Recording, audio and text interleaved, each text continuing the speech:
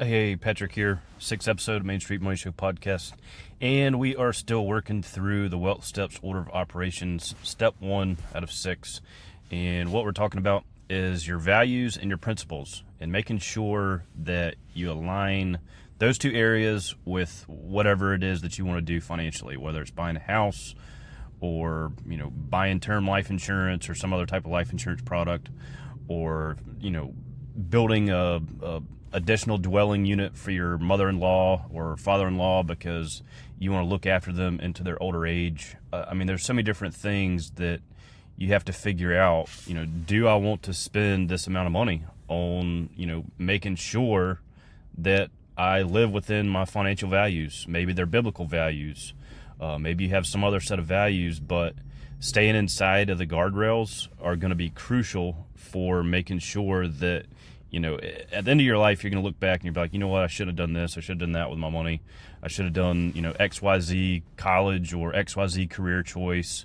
Maybe it was a marriage partner that you just didn't want to, go the distance with. There's so many different things that we're trying to align our decisions with inside of our values.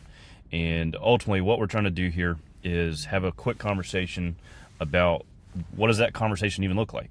What financial topic keeps you up at night that you're just ready to eliminate? And maybe that's the reason why you're listening to these podcasts, is because I don't have any peace of mind. I've got too much debt. I've got so much, education, but yet I'm still working for somebody else, and I don't know how to start my business. Or there's so many different areas that maybe you can't quantify with a financial number and say, all right, you know what, maybe it's $20,000 that I need to get me out of this job before I feel safe to, go and start my small business. Or maybe you're on the other end of the spectrum and you're thinking about adding employee benefits to your employees. You got 10 employees and you're just like, you know what, I want to live inside my values, and I want to treat these individuals the way I want to be treated, and I want to go above and beyond what my competitor employers are doing and give my employees better benefits, whether it's better health insurance,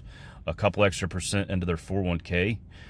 These financial conversations are actually pretty deep, and that's one of the reasons why I hadn't left this career field yet, is because I like having these conversations with individuals. I like trying to figure out, do your income sources align with your passions and values? Do your investments align with your passions and values? Not to say you need to, put investment decisions over your values, but at the same time, you have to go out into the marketplace and figure it out. You have to figure out, does this investment align with your personal values? If no, then pass on it. It's not just about a rate of return. It's not just about how much money you're going to get back in your pocketbook, or 10% over 20% or 30%. These are conversations, these are questions that you got to ask yourself. If you need help guiding yourself through these questions, there's a lot of questions that I put in the book, Divided Money. And so you can take a look at that. If you've read the book already, sort of my personal beliefs and feelings about how money comes into play whenever it is affecting your financial life. But ultimately, we want to make sure that we're thinking ahead. We're trying to make sure that we're leaving a legacy that's more than a number. That's our mission statement here, leaving a legacy that's more than a number. So when you look back over your life, it's not just about rates of return. It's not just about how much money you have in your investment account. It's not just about, dollars. Like, we want to make sure that we help you align your income sources, your investments, and your personal beliefs and your values into some guardrails that help you make good financial decisions over your lifetime.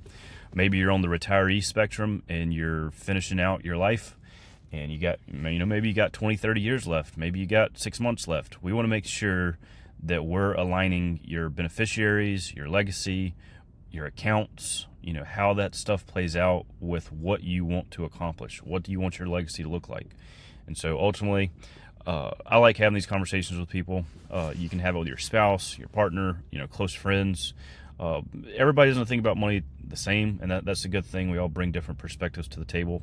But this is the last sort of, subtopic inside of the wealth step number 1, mindset shift. And so the next couple steps in the Wealth Steps order of operations. We're going to get more into like financial related things, but it really helps to build the foundation mentally, and then we can sort of roll into these other topic areas. But we'll see you on the next episode.